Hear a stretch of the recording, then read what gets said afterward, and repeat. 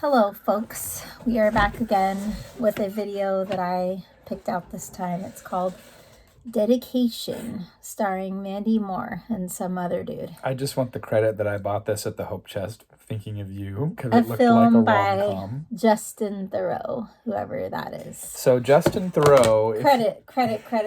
Give me the Credit. accolades. Thank you. Oh my gosh! Look at the name of this actor! Tom Wilkinson? Not that Tom Wilkinson. Anyway, my friend who owned former Mexicasa in Anaheim, rest in peace, is not... He's alive! Mexicasa is He's gone. still alive. Tom Different is alive. Tom Wilkinson.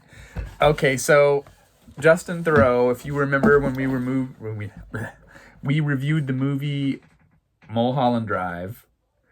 Remember that? How could I The forget? David Lynch movie. Remember the movie director? Remember the lesbian scenes?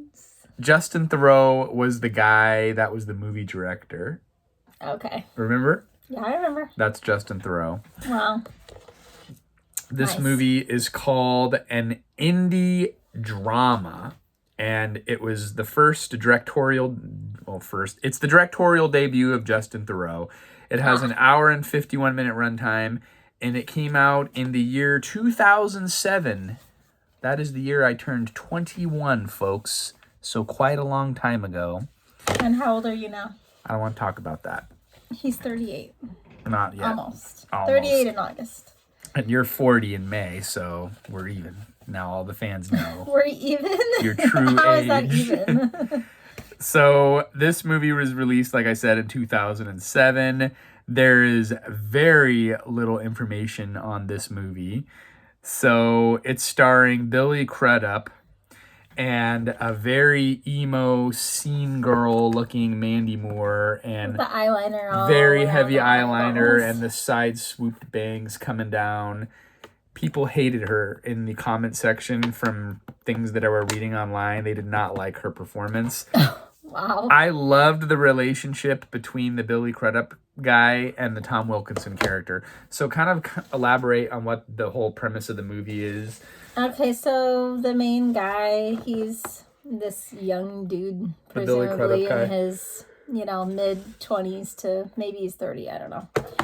And he has this writing partner who's basically his best friend and also his only friend because his personality is so, like, eccentric. He Yeah. might have, like, some mental illness, maybe some OCD going on.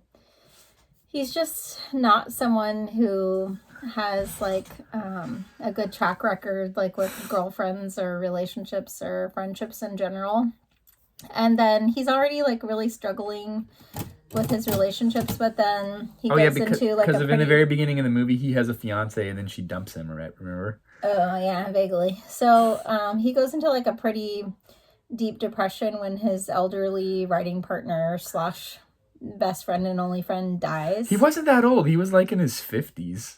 Because The it guy who shows, died? yeah, it shows the writing headstone, partner? and he was like 56 or 57. He looked a lot older. Like look at this guy. Does this guy look like someone? Sorry if you can't see that. This is very why I well. have less than 500 Does he look like someone subscribers, who was in folks. his 50s? He looks like he was in at least, I don't know, he looks 70 to me, but Fair enough. anyways, they had like this relationship where they both like called each other names, and like it seems from like the outside like they weren't very nice to each other, but that was just kind of their way of razzing each other, and they were really good friends. And they had a way of developing characters. or I mean, Like the in the movie. beginning of the movie's kind of crass.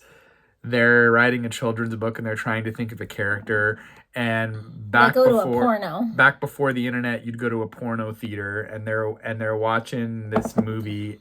So then they developed the name of this children's character, Marty the Beaver. Based on what they saw in the porno. In the which is- 1970s. Yeah, there's like pretty much way too much cursing in the That movie. there is but way too much way too profanity. much. This could have easily been this movie is rated R. This movie could have been a much more marketable rom-com movie if it would have been like PG-13.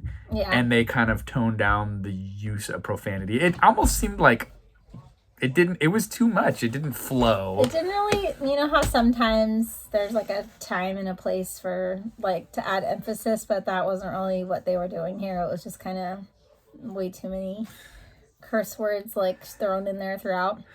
But basically, he needs a new writing partner when the old guy dies. So then enter Mandy Moore. And he's really resistant to it at first because he doesn't like want to work with anybody else because that was his best friend. And he doesn't work with people well in general. So we're doing a serious movie review here, dude. Why are you all wet? Shoo! He's been eating. So yeah. Anyways, why do people even watch this channel? Do you want to finish talking about the plot? Or the guy that's playing their publishing company president is the guy who plays the NBC president on Seinfeld. Also, he's frequent collaborator with Wes Anderson. Bob Balaban, he's great in the movie. This movie had a very limited theatrical release. It only opened in 8 theaters, and it went on to gross $92,000. There is no notes anywhere that I could find about production and how much this film cost to make. I feel like this movie was probably a big rental DVD at Blockbuster, Hollywood Video, around that time. I feel like if you would have gone to Blockbuster, this would have been the Friday night rental to watch. The guy who wrote the story was a guy by the name of David Bromberg. Couldn't really find any other information on that guy. I loved some of the style of the flashbacks. There'd be like these flashbacks, and then after the Tom Wilkinson, what, dude? The favorite movie that I like is King Kong. Oh King yeah, Kong? Well we reviewed that already. Review. Right now we're reviewing this movie that me and Mom watched. Yeah. We'll talk about King Kong later, okay? This movie had some cool cinematography tricks. You want to use these stickers? I liked how they would kind of do these flash sequences. It felt like a very very indie movie of the time. If you watch indie movies around this time period. You know what it was that was kind of cool? Like in the beginning towards the middle of the movie was that his best friend who had died would like you said, he kept appearing in he would like flash into the scene. I liked that. Yeah, I was playing off of what you were saying. And he would tell him like, this gal's a nice girl, like give her a chance, that's what you need, and then he would kind of cuss him out and say like quit being a dumb dummy, or anyways, you insert curse word there, but it was like a playful way. There's not a lot of written on this movie. The Rotten Tomato critic average is only 40%. The audience score, I think, is much more fair, with 5,000 audience members reporting their average. It's 64%. I think that's fair. IMDb 6.6 out of 10. I feel like that's not a bad score for them. I think it's an underrated film from the time period. I wouldn't say it's a classic, but I did enjoy it. Would you think Mandy Moore's performance, a lot of the novice people that wrote their opinions on it, just the amateurs, they thought she was not a very good actress in this movie. Do you think she had a weak performance? No, I thought it was good, but I just thought that this movie, as a younger person, I would think was just like a cute rom-com. But now that I'm older and a little bit more experienced, there were a lot of red flags. He's a very toxic character. Guy. Yeah. And she was trying to pick between him and this British guy who was a PhD professor. Boyfriend. And he was a womanizer too. Let me just tell you right now. Okay. Neither of them in real life are it. Girl, move on and find somebody else. Seriously, this guy has a lot of problems.